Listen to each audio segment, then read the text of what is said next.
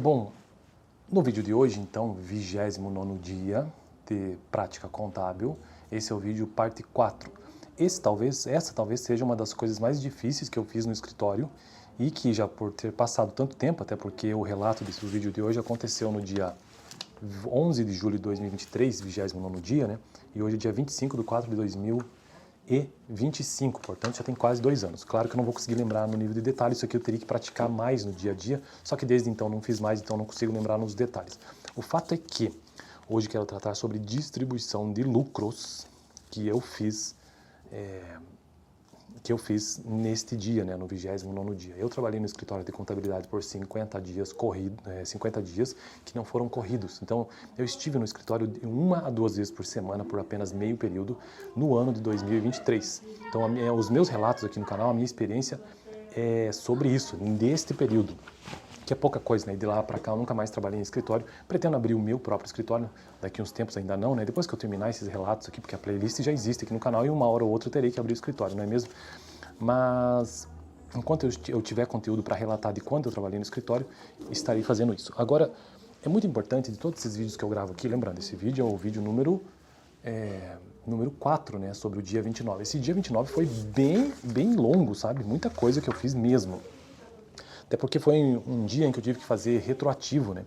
Eu já vinha fazendo retroativo de vários anos para uma empresa no escritório de contabilidade. Então, 2019, 20, 21 e 22. Ou seja, 5 anos de contabilidade retroativa. Isso é possível fazer.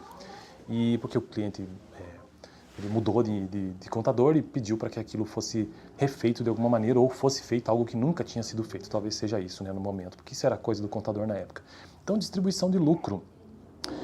Preciso lembrar o seguinte, sempre nos meus vídeos aqui, que é o mais importante desses vídeos que eu gravo aqui sobre rotina contábil, é entender isso, né? Que todo escritório de contabilidade possui 4 setores básicos, existem outros sim, mas os básicos são o setor de contabilidade, que é aquele onde eu trabalhei, onde eu tive a experiência, o setor de RH, ou seja, o departamento pessoal de folha, o setor fiscal, o departamento fiscal, e o setor legal, que cuida de questões burocráticas de abertura e encerramento de empresa. Eu trabalhei nesses 50 dias na parte de contabilidade, ou seja, realizando as seguintes etapas. Então, todo o setor de contabilidade de um escritório de contabilidade, que é onde tudo começa no escritório, ele possui algumas etapas, ou seja, escrituração, conciliação, encerramento e relatório. Então, escrituração é nada mais, nada menos do que o lançamento manual mesmo de débito e crédito de tudo que acontece daquela empresa que está sendo feita a contabilidade. Então, isso pode ser feito via Excel ou via sistema. A maioria dos escritórios trabalha via sistema hoje em dia.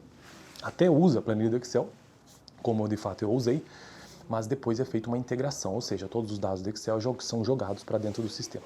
Depois de feita a escrituração, ano por ano, né, no caso desse exemplo de hoje aqui eu usei 2019, 20, 21 e 22, 5 anos retroativos, é muita coisa. Depois eu fiz a conciliação, que é a conferência. E como é que se faz essa conciliação? Você emite um balancete de verificação e faz a devida verificação. Se o ativo menos passivo não for igual ao resultado do exercício, tem algum problema aí a ser corrigido na conciliação, né? E tem que ser feita a correção conta a conta lá no razão disso. E daí depois também vem o encerramento, que eu já tratei no vídeo passado, que é uma possibilidade de sistema. Então você entra no sistema, se for um sistema contábil, existe a possibilidade de realizar o encerramento, né, dos zeramentos das contas. E depois, por fim, a emissão dos relatórios. Agora, essa distribuição de lucros, pelo que eu lembro, ela ainda faz parte do encerramento. Em que sentido? Vamos lá. Então, quais são os lançamentos que eu fiz para a distribuição de lucros? 31/12/2018, eu movimentei as duas contas, débito em resultado do exercício em curso e creditei caixa, então tirei do caixa. Né? O histórico, então todo lançamento contábil ele tem sempre um débito, um crédito, tem um histórico, tá? Sempre, que o histórico é o quê? Você está descrevendo o que está acontecendo ali. Então debitei o resultado do exercício em curso, o valor que está na DEFIS, R$ 209.354,89, creditei caixa, ou seja, saiu do caixa, né? O histórico de distribuição, resultado referente ao ano de 2018.